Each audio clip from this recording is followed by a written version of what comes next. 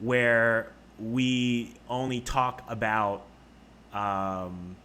this is not something where we only talk about trading and stocks and things like that. We can talk about general finance, and we could talk about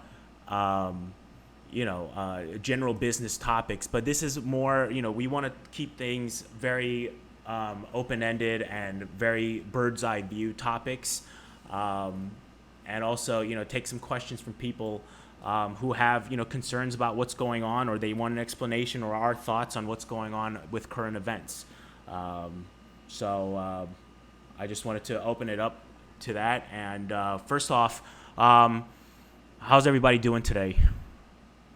Good. It's Friday. I mean, I've been looking forward to today. Since Monday, right? So we're here. Yes, we are. We are here indeed. It's already nighttime over there in Germany, right?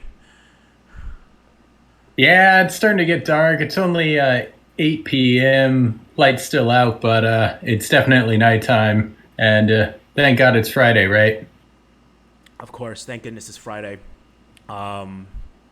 So first thing that people wanted to know, okay, Toasty, since you're here, you're back from vacation. First of all, when you were on vacation, how many countries did you end up visiting? On this vacation, only one. I stayed in Germany, unfortunately, the entire time. Some of my plans got thrown off tracks, so I was more or less stuck in Germany the entire time. So just one. Just one? Okay. Well, I guess first off, what people wanted to know was how does one get 3, 4, or 5 passports?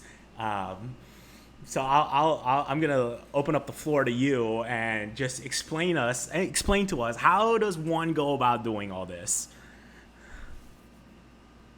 Well, I would say probably the first step is a lot of careful planning, and usually you need some time on your hands. There's a couple ways that you can go through with this, really, and it depends on how much money you want to buy or how much money you want to spend. If you have a lot of money to spend, you could probably buy 5 passports within a 6-month time frame, no problem. But if you're cheap or broke, more or less, you're going to need to find countries that have low requirements for their citizenship naturalization process. There's some countries that, like Italy, if you were to marry an Italian, you could have Italian citizenship tomorrow. So there's a lot of different countries. It takes a lot of different background research, but essentially in most countries, if you want to do it the cheapest way possible, you have to spend the most time in that country. For example, like Germany, you have to be here for 8 years before you can be naturalized as a citizen. You need to be able to speak the German language at a certain proficient level. And obviously you need to contribute to society, i.e. be a tax-paying member. So there's a lot of requirements. Even though it seems like it's cheap on paper, it takes up a lot of time. And unfortunately, time is one of those things that you just can't buy more of. So if you have the money to spend it on other citizenships, that's probably the best way to protect your livelihood and open the most doors to new possibilities, either for you or your children. And even if you can't afford 5, I would definitely people to look into a second citizenship, regardless of your current one, because I think it can be an invaluable investment, not only for yourself, but your children later on, because you never know what's going to happen in the world and why it's so important to have options at the end of the day. Okay, that's a good point. That's a good point. And so, what is it? I know some people here, especially some of our newer members from overseas. I know some of them have multiple countries that they live in. But are there any like logistic issues on having multiple citizenships? What I'm talking about more is duplicate taxes or anything like that people need to watch out for? Oh yeah, if you're an American citizen, unfortunately, you got to deal with the fact that at every turn you go through, anywhere you go in the world, if you open up a new bank account, you've got to report your American details. It's actually quite a problem in a lot of countries now that many banks are starting to just close down the bank accounts of American citizens, even if it's their second citizenship, because there's a lot of paperwork involved with compliance regarding that. So it's not worth the time or the money or the hassle for these banks to have most Americans as customers at their bank. So they just end up closing it. I've been the victim of that before. I've had 2 banks close the accounts on me just because it was just too costly for them to stay in compliance with the U.S. authorities. They made it a rule that they didn't want any American citizens.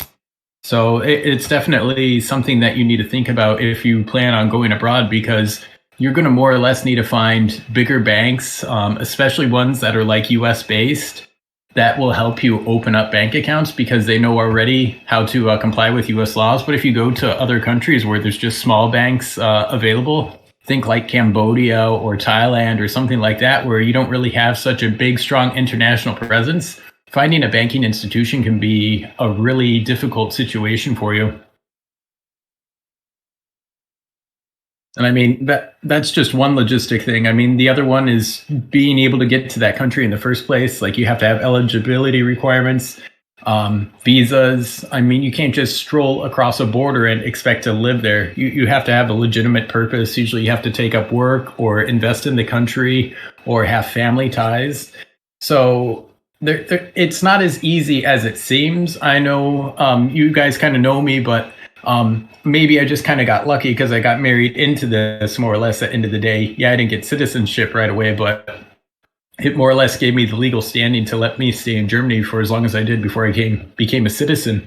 A lot of people don't have that luxury, so it's definitely something you have to think about and know that there's going to be a lot of stress involved with moving abroad and dealing with governments in a foreign language that you might not be proficient at. So it's not an easy undertaking for sure, and that's probably why I started off with Australia or New Zealand to begin with, because I knew it was English, so it'd be a little easier. But if you go somewhere where they don't speak English, it's definitely an administrative hurdle for you.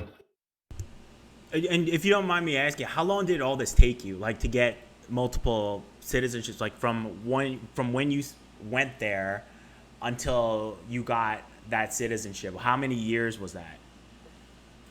It was 7.5 years here in Germany. That from the moment I landed to essentially when I got that naturalization paper, it was 7.5 years. Oh, wow. That's a huge time investment. Exactly. And then, like, to actually get the passport, it took a little more longer too. So it was pretty much almost right at the 8-year mark, as they told me in the first place that it was going to take 8 years. But there are some programs that can help you get it quicker. Like in Germany, if you speak the language at a certain level and you can show really strong ties to Germany, they'll reduce it to 7. And that was the case in mine. I was able to reduce it down to 7, but the application time pretty much added a year to it anyway. So it really did take 8. So like I said, it's not something that happens overnight. Other countries allow you to get citizenship by investment, and it can be really quick. It can be done in a month in some places. Typically, it takes at least a year, though, for a lot of countries that allow investment by or citizenship by investment. So, Toast, I got a question with trying to keep your optionality open. And I think that's something that near kind of the mid to the end of this call, when we start talking about kind of future and we swing in the recession talk, having optionality is certainly, in terms of liquid cash, when the economy is potentially contracting, that's a good time to be able to maneuver some different ways. But having the optionality with the citizenships, and I could be way off base, but just wouldn't that be saying, like, all right, well, I want to proactively go and get citizenship here and here in case anything bad happens in the United States? Aren't you making a pretty decent bet against potentially one of the best countries to live in, knowing that most, not all, but most sharp businesses have come to find that you don't have to logistically live even near the headquarters. You can work remotely, probably more efficiently with lower overhead. Tell me about what you mean on the optionality. But more or less, the optionality is just you never know what the future is going to bring. And you saw it with the Roman Empire and how it crumbled. And I know America's pretty much number one when it comes to the economy and military might, and it's the number one destination for people to immigrate to. But just like the great Roman Empire had its fall at the end of the day, the U.S. could have its days number two. I mean, we can't predict the future. It looks unlikely, but you never know what tomorrow's going to bring. And war could break out between the U.S. and China, and it wouldn't be somewhere that I would want to be stuck in the crosshairs as a citizen, mind you. I'm not saying that that's going to happen or anything, but it's just within the realm of possibilities. And additionally, to your point about kind of being able to work from anywhere, that's kind of the great thing about a lot of countries that are kind of opening up visas to remote workers too. So that kind of gives you a leg into a lot of these countries. I know a couple of the Caribbean nations are starting to do this, where if you can show that you have income coming from a remote place, they'll give you a visa to stay for a year. I forget which nation it was, but they were doing it for like $500 a year. So, I mean, just having that option to be able to go somewhere else if shit really hits the fan, it's just a cheap insurance policy at the end of the day, in my mind. That's funny that you mentioned that remote program, because one of my best friends from high school, he recently, like literally 2 days ago, he got on a plane to Portugal as a remote worker. He got some sort of legal status in Portugal as an American. So it's funny that you mentioned it. Yeah, I know that a lot of European countries too are doing that program too. Exactly. I mean, sorry, DJT, go ahead. No, you're good. I guess that on the surface, if you were in, and it doesn't even have to be like in the Caribbean or anything of that nature, but if you were in a spot where your economy was, let's say, less robust, that's pretty sharp to try to attract people that potentially are bringing in more per capita GDP so that they can help support the local economy by easily just giving them a visa. I didn't think about that. Exactly. And that's actually a prediction I have coming up. If this recession plays out, I think a lot more countries are going to start doing this investment, citizenship by investment, or they'll lower their existing requirements. So it's going to be interesting to see what comes about from this recession, because we did see it in 2008. A lot of countries kind of rolled out these programs as a way to fortify the treasury coffers. So maybe we get some deals going forward for those looking for a second citizenship. Are there any particular countries you're looking at? Me? I'm maxed out, unfortunately. The German government told me that if I were to get another citizenship, I would lose my German one automatically. So better not poke the bear at the moment. I see. Okay. So yeah, I mean, I wouldn't be surprised too. That's actually a good point that you made. Like maybe after this recession, some countries like perhaps maybe Italy or Greece, Spain, Portugal, those kind of countries, they might open up their programs maybe a little bit more. That's interesting. Exactly. Sorry to interrupt, but Portugal and Malta already have a pretty lenient pay into the citizenship. Yeah, there you go. There's quite a few countries like that. Those are really good European examples right there. But they're definitely not the only ones, but they're actually the most popular ones that people go that route with. DJT, are you planning on doing this too? Perhaps getting a second citizenship? I'll tell you what, it's the reasons for doing so certainly make a lot of sense, but to part of Toasty's initial dialogue, that the only thing that you can't essentially leverage money into getting more of is time.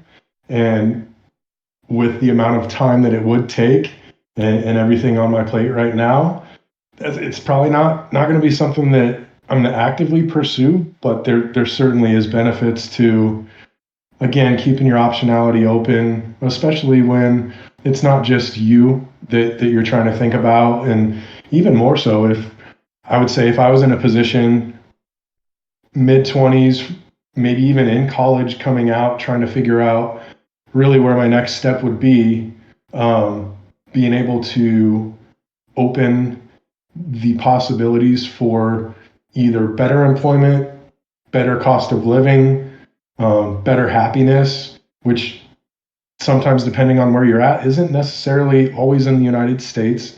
That would make a lot of sense, especially just due to the fact of seeing where industries are going forward. There's a counterpoint with, is there going to be a time, and I'm just going to use the US as an example, is there going to be a time where either A, the people that are coming out of college are lazy, right? The TikTok group, and I'm not hip to all of that, but I can say that work ethic, at least from young people that I try to hire, is significantly different now than it was 10 years ago, right? And so is there going to be a point where then specialty into stuff that people don't want to do? And here's what I mean by that: landscaping, framing, painting, construction, because it takes work, right? And it's not something that you can just watch a YouTube and then be really, really good at it, especially if you're trying to monetize it. I think that there's an equal argument on both sides of the table of maybe I should get into a specialty that is not programming related, online, so that you can make a niche anywhere that you wanted to move based off of the people that do that are probably getting older. Just some stuff to think about. That's a good point. That's a good point. Um, Actually, for me, rather than moving because of like some type of jurisdiction, I'm trying to move because of, I'm trying to buy a house, and I'm trying to buy a place where, in 50 years, the weather's not going to be too bad. So I'm more worried about like moving because of like weather related stuff than taxes or countries or legal systems, to be honest.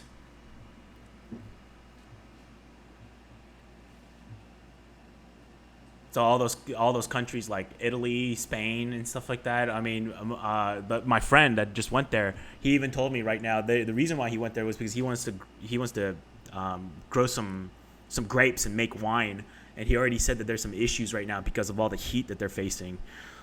So he might actually come back early because of that. So let's talk kind of about the main topic that we were at least going to hit on. And I'll ask you, since you're generally always the host, and take a little bit of roll away. Are we in a recession? What does that look like? How do you detail it? What's a recession? So okay, so recession. So technically, the recession definition is 2 quarters of economic contraction.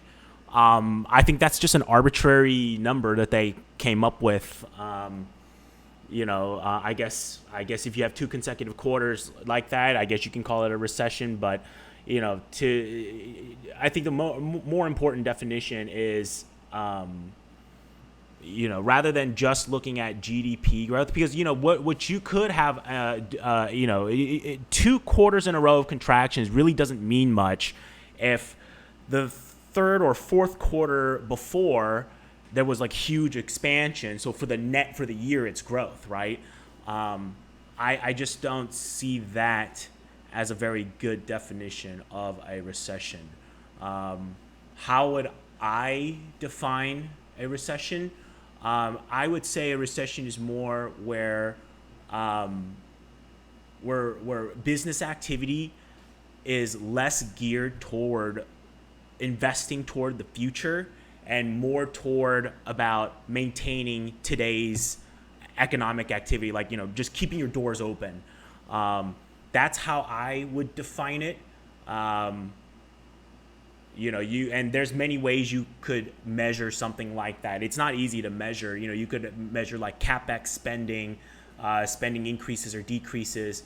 Those kinds of metrics. But just to say like, oh, two contractions in a row, I mean that it could be, just a technical recession, right? It's not so bad. Would I consider that, something, newsworthy and like, something to be afraid of? No, I wouldn't be.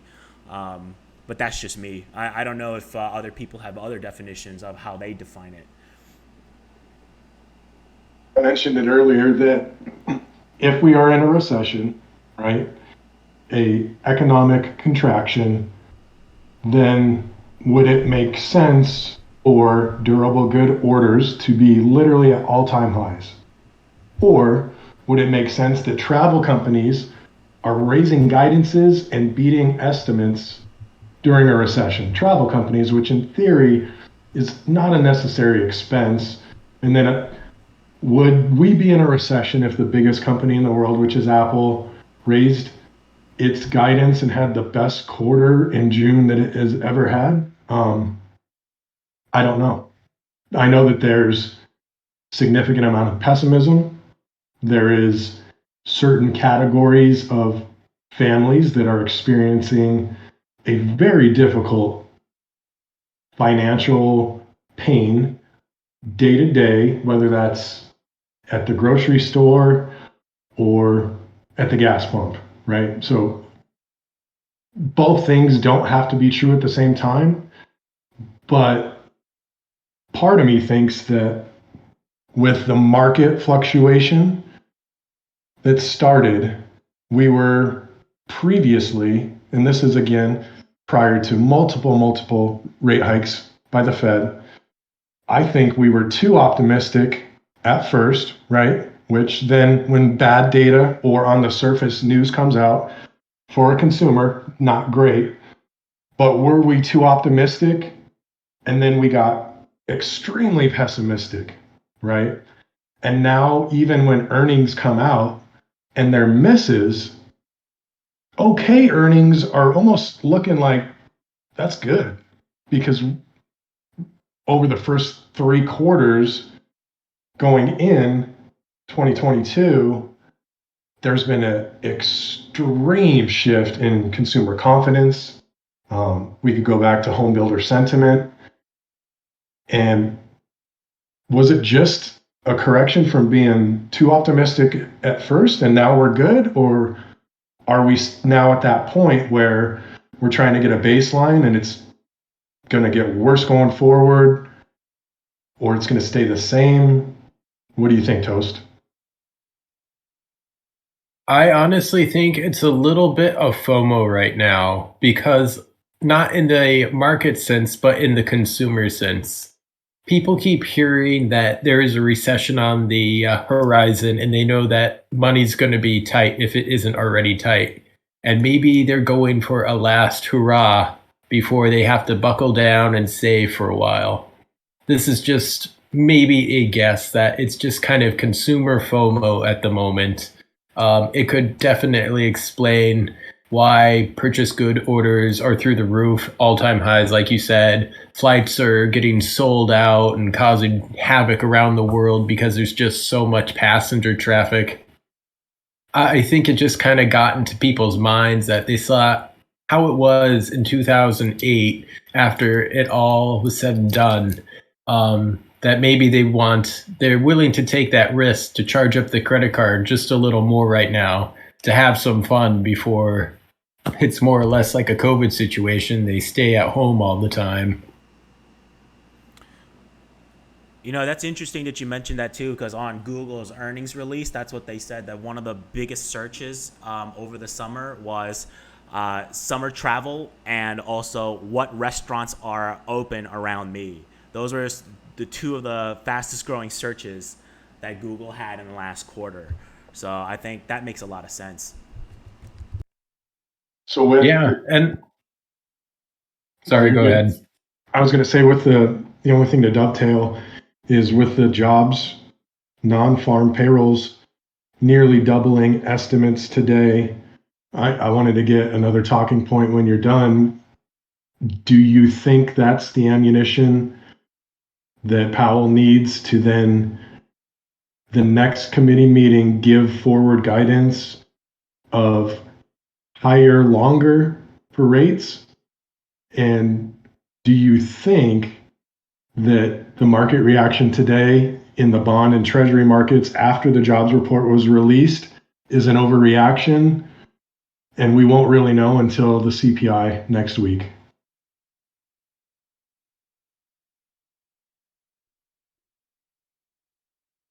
I think with all that's going on, I do think that the Federal Reserve is behind the curve when it comes to inflation and interest rate increases. I think, unfortunately, this is something that they should have started doing a long time ago. But and today the chickens are coming home to roost. In the 80s, inflation was a very hard beast to tame and break, and it took some crazy interest rate hikes to finally break it. Yes, interest rates will need to be higher for longer. I don't know if Powell is the person to get the job done in that aspect, though. So whether this has given him the ammo to go through with saying, yeah, interest rates are going to be higher for longer, I honestly don't know. Because from what I've seen from Powell so far is he is no Paul Volcker. And right now, to tame inflation, or at least break it, we need a Paul Volcker. If I were a gambling man, I would say that I would gamble on Powell also not being the one to do it. I still think that he might break under pressure in around October or so. That's just my guess, but I could be wrong. So they continue to release, and it's not just Powell, it's all the governors whenever they're speaking, that they want to get inflation back to normalized levels, which is a 2% target. Two questions. One, is that 2% target just an arbitrary number similar to the 2 GDP contraction recession definition? And would it be easier, or would the market reaction be less volatile if at some point Powell said inflation is due now to supply chain constraints, which we can't do anything about? We can't fix commodity pricing across the world. We think that our neutral number is where we're currently at, and going forward until supply chains open up, normalized inflation, our target is now 4%. And then everybody just re-baselines for a 4% inflation number. Do you think that would help, or is that off the table? I don't think it would help necessarily. Getting back to the original question about the 2%, I read that this was more or less kind of decided as, I forget what paper it was. It was kind of the least destructive way of having inflation, but at the same time still growing the economy. This was like, I'll try and find this research paper. It was written by someone in the 80s that 2% was a great target because it allowed investment to continue going forward, while at the same time still allowing for price growth in different products and services. I'll see if I can find it. Getting back to the supply chain question, honestly, I think interest rate hikes can help solve that. Obviously, this is a supply chain issue in a lot of regards. But in order for that to kind of start being resolved, because it's been almost a year now and there seems to be very little progress in that, we're going to need to have some demand destruction. And that means that some people are going to need to have to suffer more or less. So all of civilized society doesn't suffer with it in terms of rampant inflation. So I honestly just think they just need to rip the Band-Aid off and jack rates up. And yeah, they're going to tank parts of the economy, if not the entire economy. But I think it's going to be uglier if we start to see higher and higher inflation because the supply chains clearly are not keeping up at the moment. So we've got to destroy the demand somehow, and that might be the only way to do so. I think another big risk that people aren't talking about is what if in the next, not this reading, but maybe in the September or October reading, what if we see a negative CPI? Maybe not likely, but if we do see that and the Fed ends up actually they stop raising rates, I feel like then inflation will probably come back, 2024 or so, and just like in the 70s, it'll probably come back worse. That's the risk I see. I see the next, because the prices have risen up so quickly, right? But then they've also dropped very quickly for the last quarter too. If you look at basic commodity prices, so if certain other prices also come down with it, we could potentially see maybe one reading where it actually goes negative, or it gets lower, much lower than expected, and that's when they might stop tightening. But I think that's the wrong point to stop tightening. I think they should probably keep tightening a little bit further past that, but they won't. And I think that's the risk that I see, at least. So let's talk specifically about then home prices, right? It's not hard to assume that the higher cost it is to finance your home through a mortgage, that's going to price out a significant amount of the market, especially first-time home buyers that potentially don't have enough equity to even qualify for a mortgage, right? So if the Fed continues to tighten, then if you were in charge of a new home builder, you were the shot caller, and you saw month over month as rates have increased, your inventory sits on the market longer. Now you may have to start decreasing your sales price. Would you then, and I'll taper this in a different discussion in a second, but would you, seeing that data, continue to invest in new communities? Or as a business decision maker, would you say, hey, we got to wait till demand comes back, even though there still is demand, there's still a supply shortage, but there's no chance that there's going to be enough homes built if they continue to tighten, where, assuming, let's say that you bought your home 2 years ago, you refinanced during COVID, and even if you wanted to move, right? You're like, I need more space. My wife got pregnant, but I can't afford going from a 2.5% to a 6% mortgage, so I'm just not going to move. And that's another home that's now off the market, another less home sale. So if home builders aren't going to continue to expand, when are we going to get that supply demand curve opened up? And then second question would be, what motivation do apartments, condos, renters have where, all right, homes aren't available, our cost of doing business is more, we're just going to continue to raise rents? That, I guess, in your opinion, will that cycle ever break before the economy does?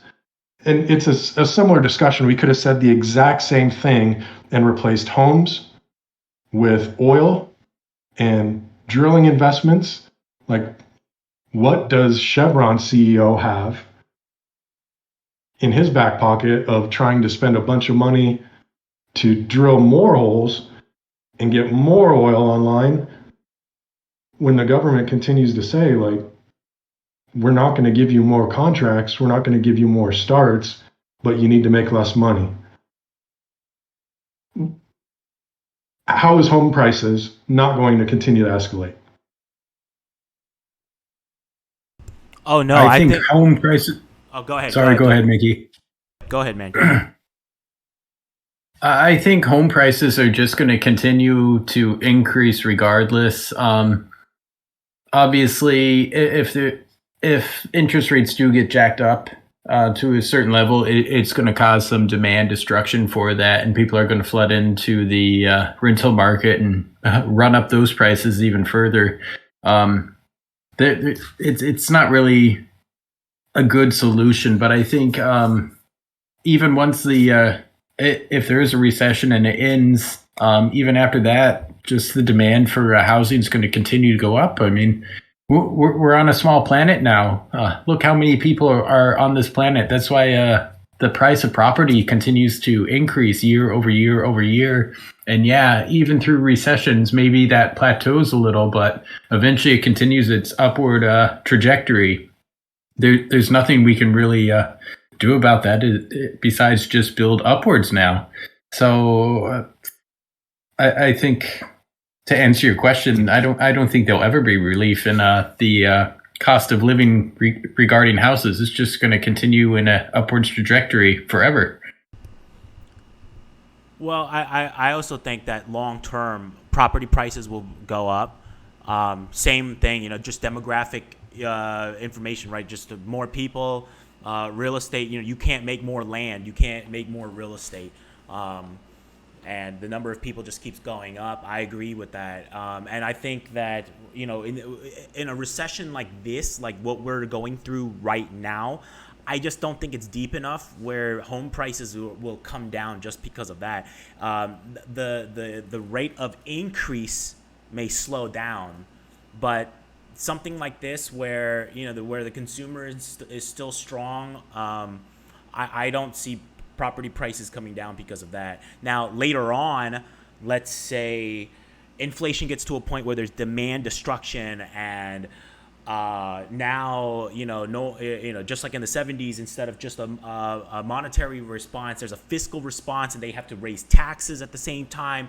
And that causes unemployment to really increase and start getting to that 10% mark. Then we might see a couple of years where, yeah, home prices do cool off a bit. Maybe they do come down a bit for those couple of years. But long term, I see real estate prices going up. And in order for, I think, property prices to come down, we need a lot more than just this quote unquote technical recession for that.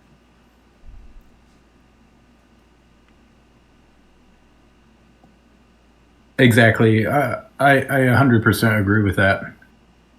Yeah, and then when it comes to oil, I think Chevron. Yeah, they're not spending more on. I think it just depends on what kind of oil company. Maybe it's just maybe you were just you used Chevron just as a general example of any oil company, but already we're actually seeing Chevron and some of the big diversified oil majors. They're investing more in other energy. In other energy fields like renewables or natural gas and things like that. So that they're spending more on that, but maybe not so much on oil rigs because of all the hurdles, the legal challenges that they have with it. And also too, when it comes to like Chevron, Exxon, these guys are also very worried and very, very conservative when it comes to their CapEx spending, just because they always need to raise their dividend. They always have this habit and this behavior of raising their dividends. So I'm sure they're trying to also protect that just in case if things do slow down. So that's what I see, at least in the big oil majors.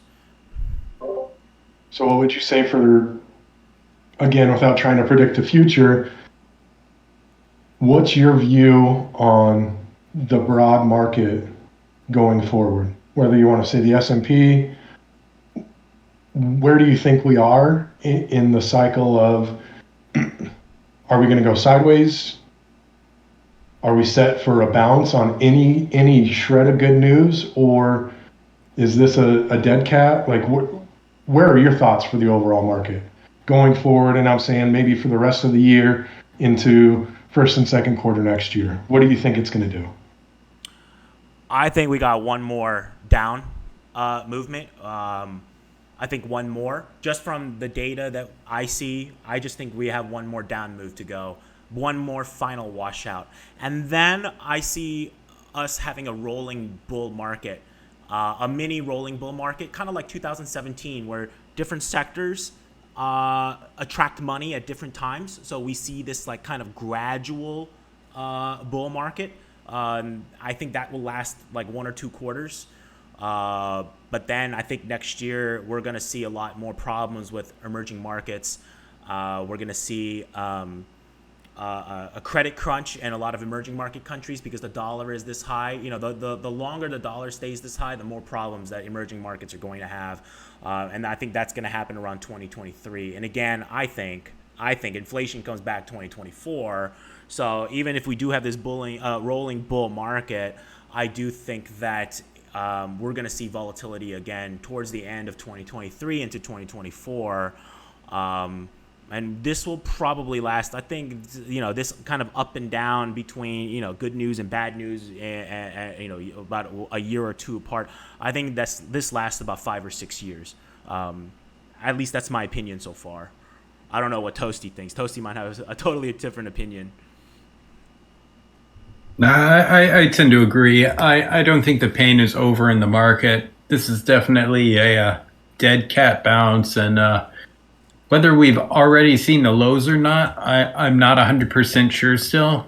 It just depends on a lot of data that we just don't have quite yet. But my gut feeling is we're not going to continue to go up or sideways. I think something's going to break here in the next 3 months, and we're going to go a little lower from these levels for sure. Like I said, whether we hit the 2022 lows or not remains to be seen, but I also wouldn't be surprised if we go lower than that. And in a worst case scenario, I wouldn't be surprised to see those COVID 2020 March lows, quite honestly.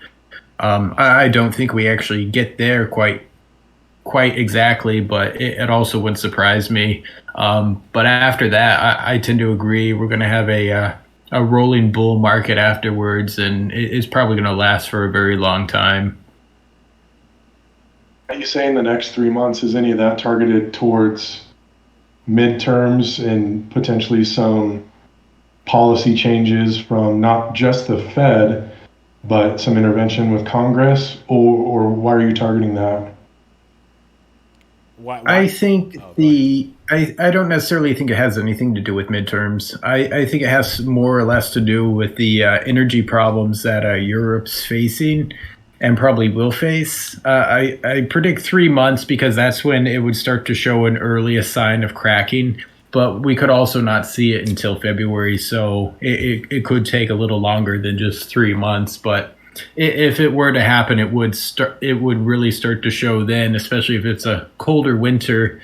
As you know, Russia's more or less cut off the gas supply to most of Europe at this point, or significantly reduced it, and that's going to have major impacts on the economies here and the ability for people to heat their homes at the end of the day. And honestly, I think Europe's going to be the canary in the coal mine if there's going to be economic pain to be felt anywhere. It's going to start there, and then it's going to spread, and it's just going to kind of be like a wildfire because everything's going to stop. If we think supply chain problems are an issue right now, like, we haven't seen anything yet.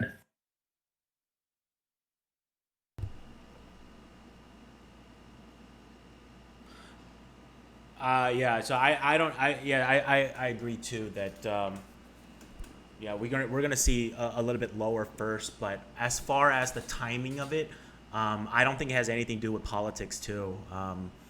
You know, if anything, with the way projections are right now, it looks like the Republicans are going to capture Congress. Generally, I think just from my recollection, actually, what is it? It turns out that it's favorable whenever the parties are different between the White House and Congress. We tend to have good years in the market when that happens. I don't subscribe to that, but you know, I don't really think it has anything to do with the politics. I think it has more to do with all the macroeconomic conditions and just the amount of cash that is out there. I mean, you know this. DJT, you and I, we've talked about this before. on this Discord and other places where we're seeing, record cash. Cash has become an alternative. And so at some point, though, after we get more of that inflation and interest rate clarity, at least for the short term, I do see some of that cash making its way to the markets. And that's where we'll see that rolling bull market happen after one more big washout. And so, I think it's more based on that supply of money and more of that, the reverse repo. Remember, we talked about also the reverse repo and all that, and all the money that's in CDs. I just think all that money will come back at some point. But again, after that, what happens after that now? So we're trying to now anticipate what happens after that, after all that rolling bull market. Well, when does that end? And will that end and another recession, or will that just be another correction down the road? That remains to be seen, I think. What do you think? And I'm not saying if you went to a random college and asked a freshman who has very little life experience, but in the demographic, let's call it 29 to 59, where do you think an average poll in the United States of, if you literally just ask two questions, do you have confidence in the government to navigate where we currently are? Do you have confidence in the Fed to navigate where we currently are? Where do you think those answers would come out? Oh, if you ask the average person, probably it would all come negative. I mean, right now the average person, the average retail person, is extremely pessimistic. So I mean that's just from what I see, but my own opinion, I mean, I don't think the Fed is very effective. They've lost credibility, they've lost all this credibility. So the Fed, I think they're trying to catch up to what they were supposed to do about a year ago or so. I don't think the average person knows that. I just think the average person, they just turn on the TV and they see all these bad news reports and they think, oh, someone's messing up, and so that's all you see in today's media, right? That's how I would guess. Do you think any differently, Toast? Not on that subject, unfortunately. I think the polling for those questions that you asked would definitely cut negative, and same thing with the Fed. They should have started this probably a year ago. They've lost credibility. They're behind the 8 ball, unfortunately. And like I said earlier, I think if they want to regain credibility, they kind of need to pull a Volkner here soon. But Powell isn't the one to do it, unfortunately. In my opinion, yeah, Powell, he's one with Wall Street. He's definitely a real banker. He's not an academic. He's not a real economist. He's not an academic type. He's from the same cloth as a lot of these Wall Street bankers are. So I don't think it's going to be him either. Yeah, he's a real banker's banker. Yeah, he represents Wall Street very well. Let's just put it that way. Yeah. So I guess let me move it towards, if you were in Powell's position and you had your FOMC meeting after the next CPI print, let's assume the print came in at headline 8.5%. What would you direct the committee to do this meeting and through the rest of this year? Raise it. If I was in charge, yeah, well, definitely. If I was in charge, I'd be like, hey, what we're doing now is having no impact on the market. It's having no impact on the rate of inflation. And quite honestly, it's concerning that we've had these little rates and it hasn't even begun to make a dent in it. Yeah, we don't have crazy numbers going much higher, but it's also staying quite elevated. And I would probably I would probably do 200 basis points at the next meeting and see how inflation reacts after that. And if it wasn't moving down, I'd probably do another 200 after that. And if it still was having no effects, then I'd probably consider doubling that too. Just to put things in perspective, I think Volcker did 64 rate hikes, if I recall correctly. 64. Yeah, he did a crazy amount. Yeah. And I saw some of the old tapes of him in front of Congress, and Congress like congressmen are just like yelling at him, and he's just like sitting back chewing on his cigar. And I think that's the kind of attitude you need. You have to be kind of ruthless, and you know you're going to cause a lot of unemployment. Unfortunately, it's not an easy decision. So that's why I don't blame anybody for not making that choice. It is a hard decision, and your career is going to be cut short, and then your legacy. People are going to think of you. How people think of you in the next 5 to 10 years is going to be quite negative. So it's not an easy job to do, but somebody's got to do it. And I think it's easy for us to say we would do it because we're not in that position. I'm sure if you're in that position with congressmen breathing down your neck, with the president breathing down your neck, and with the public opinion the way it is, yeah, I mean, it's not an easy decision to make. So I really can't blame anybody, but yeah, but we know what the right thing is, of course. If we're not in that political situation, we know what the right thing is. But it's hard to do that right thing when you're in that position. Yeah. Well, let me ask you this then. I believe it was 1980, U.S. inflation peaked just below 15%. I think it was 14.8%. Do you think there's a chance in the next 4 years that our headline number is above 15? Based on our the current way that the Federal Reserve is moving, yes, I think it is a possibility. Unless they start increasing these rates faster and at higher percentage points, I honestly think that we could definitely see a higher headline number than we saw in the 80s. I think there is a distinct possibility of that happening now. I would probably give it a 65% chance of it happening. Oh, I agree with that, but not the 65% though. But I do agree that it's a possibility. But 65%, that seems kind of high. But maybe. Oh, that was in 1980. We were at 14.8%, right? Volcker raised the prime rate to 21.5% in 1981. Prior to that, it was roughly around 11%. So we raised it 10%, over 10%, and then headline inflation fell below 3% in under 3 years. Yeah, 1,000 basis point raise. It might be what we need, honestly, at this point.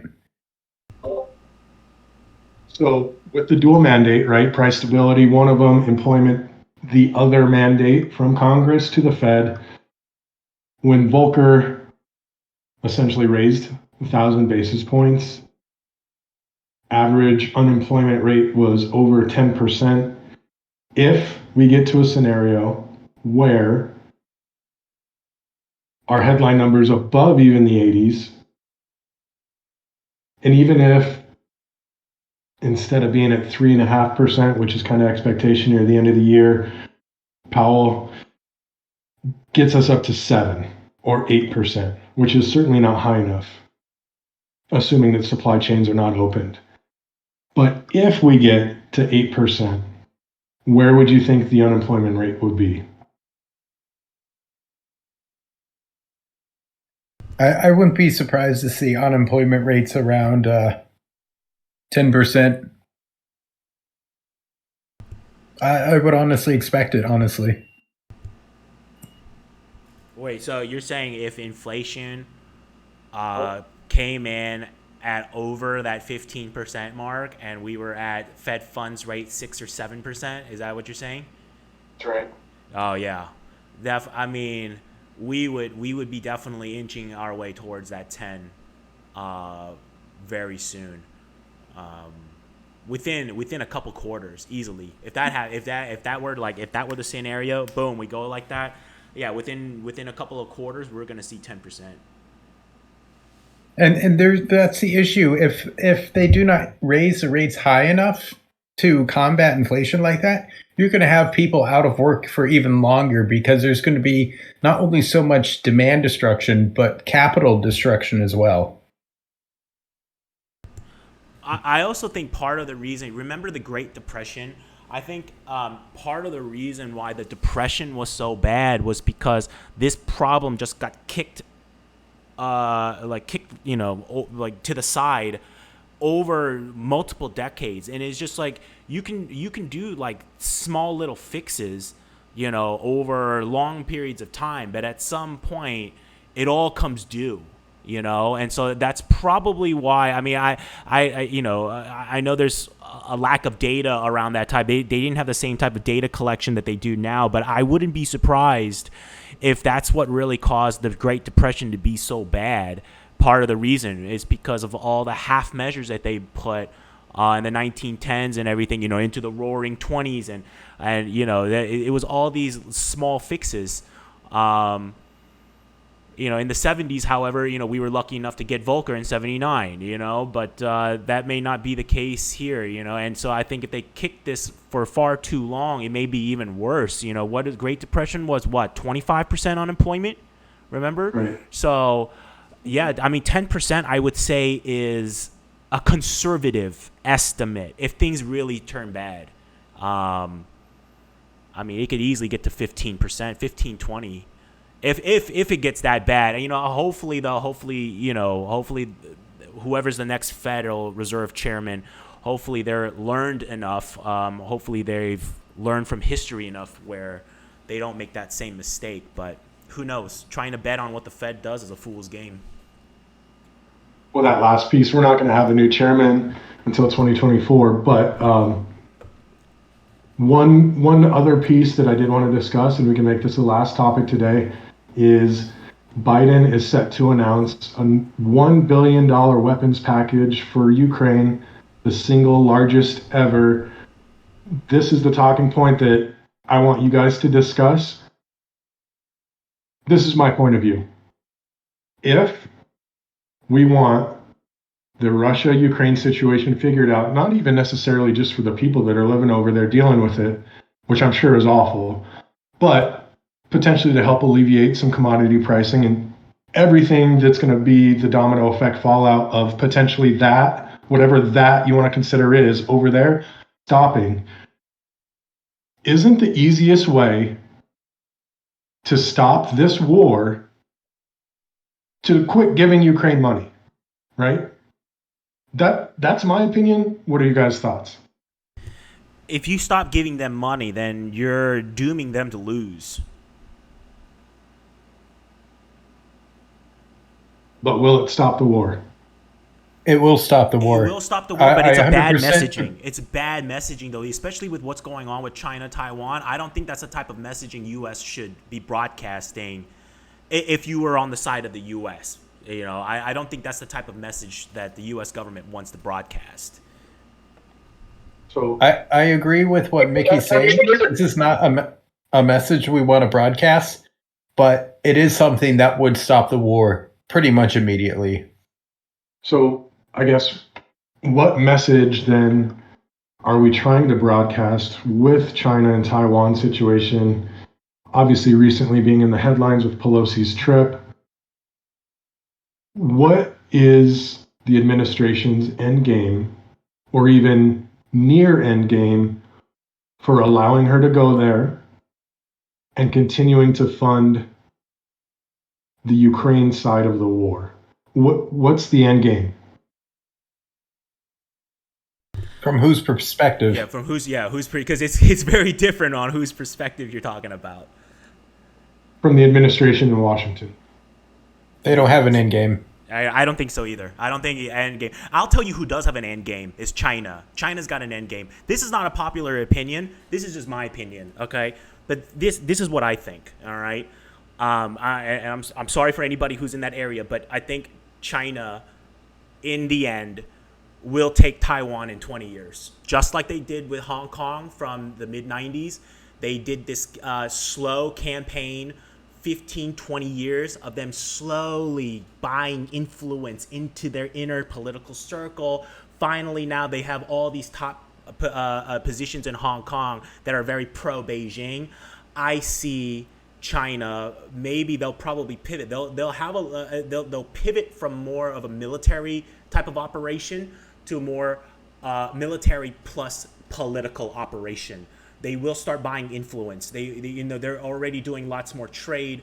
They've been for the past few decades, and I think within about 20 years, either Taiwan will be fully in with the People's Republic of China, or it'll be a puppet state of China at some point. I think that's the end game for China. China will take Taiwan at some point. Either they'll use hard force, or if the if the U.S. is, if the U.S. doesn't allow for, it doesn't give any leeway into any type of military operation, then they'll use political power to do it, political and economic power. So that's what I think. I know that's not a popular opinion, but that's how I think the world's going to turn out in about 20 years.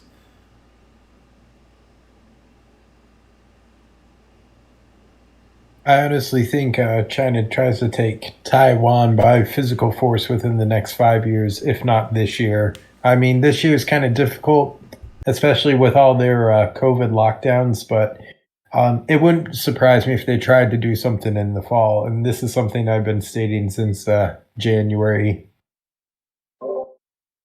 Both of your views on what Washington's doing now in Ukraine is without an end game in sight and potentially just hoping that Russia will lose or they'll run out of money.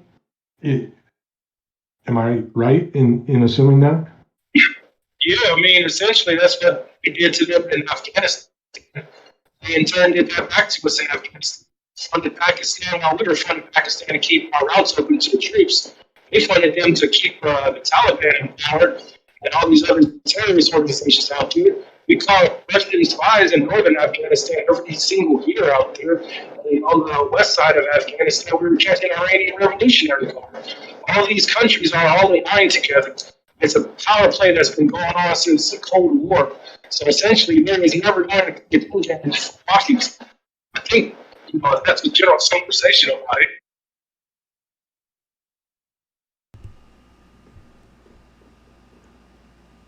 I understood like half of that. To be 1,000% honest, I think I think there was some distortion in your mic there, but I just don't think that.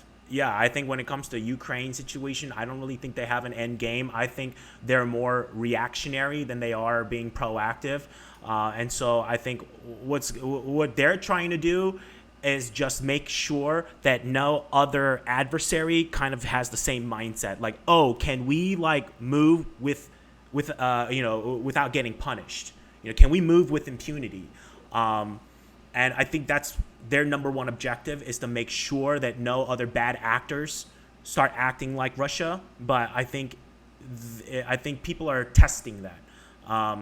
And I think China is going to be the one that does tests it next. And even if they don't use military force, there's other ways to take over. Just like, look at how they took over Hong Kong. They did not use any physical force. I mean, minus the police, cracking down on the protests and whatnot. But really, there was no like major military tactic involved in that one. It was supposed to be what, two systems, one country, two systems. But that's not how it's working now. Now it's like gradually becoming just one system. First it was economic. They joined the markets together. Remember when the Hang Seng and the Shanghai markets, they started trading between them. So they started linking those markets together. So it always starts with that. It starts with the economics, then the politics. That's how they can take it over. And I think they're going to do the same thing with Taiwan. So even with all the posturing from the U.S. government of, oh yeah, we're going to defend Taiwan with weapons, China may not even use weapons to take over Taiwan. They'll probably use the same tactics. They'll use the politics. They'll use the economic power to do that. And I think that's about 10, 20 years away. So even if there's no fire shot, I think the wheels are in motion for that. wouldn't, if you were China and that was your objective, and I don't disagree, wouldn't the time to do it be when the U.S. is already, without boots on the ground, already intervening in Ukraine? The problem with that theory is we don't have any resources over there. All of our personnel are essentially available to fight. We don't have anyone in Ukraine, or at least not major regiments or anything like that. So they're essentially ready to go fight someone at the moment, and we know we're not going to send them to Ukraine, but we could probably send them to Taiwan to defend it. So I think China recognizes this, that we're probably not going to send anyone into Ukraine, at least any of our personnel, that we're happy to continue to just pump money into this, just like we did during the Cold War to try and bankrupt the Soviet Union at the time and now Russia. That is something that it's kind of become a little piece of warfare, is that we use economic policy and the ability to just dump vast sums of money into operations and till the other side calls uncle. And I think it's kind of a playbook out of the Cold War with how the U.S. is kind of treating the Ukraine and Russia situation at the moment. We could probably just continue to dump tons and tons of money into that until Russia just buckles from that. It wouldn't surprise me. But I think China also recognizes that because we don't have any troops in Ukraine, they're ready to fight. So maybe China doesn't necessarily cause any problems until we get distracted with something else with our troops at the very least. Yeah, and I don't think China is ready for a one-on-one combat situation with the U.S. military. I don't think they want to escalate it to that point. But again, it's not going to be like, it's like, that concept of the frog. You put a frog into already boiling water, it's going to jump out immediately. But if you put it in cold water and boil it slowly, it just cooks in there, right? And I think that economic and political quote unquote warfare, that's the more slow method. That's the one where we don't jump immediately. That's the one where people just accept that slow moving status quo, and I think that's probably, they've already done it with Hong Kong, so I don't see it really beyond them to try and do that with Taiwan. I think that's the preferred method right now for China. If I were the Chinese Politburo, that's how I would be taking the direction. I think it's a slower way of doing things, but it's the least risky way of moving forward, I think. Mickey, I think that analogy with the frog was like dead on for how China operates. Like that's absolutely perfect. Yeah, they play a long game, and the thing is, unfortunately, they're not burdened by term limits. What is it? Xi Jinping, he's about to go for an unprecedented third term, so we're gonna see more of the same. And so I wouldn't be surprised if he has a fourth term as well too, to make sure that Taiwan becomes part of China. I wouldn't be surprised. I wouldn't be surprised if he has a fourth or fifth term.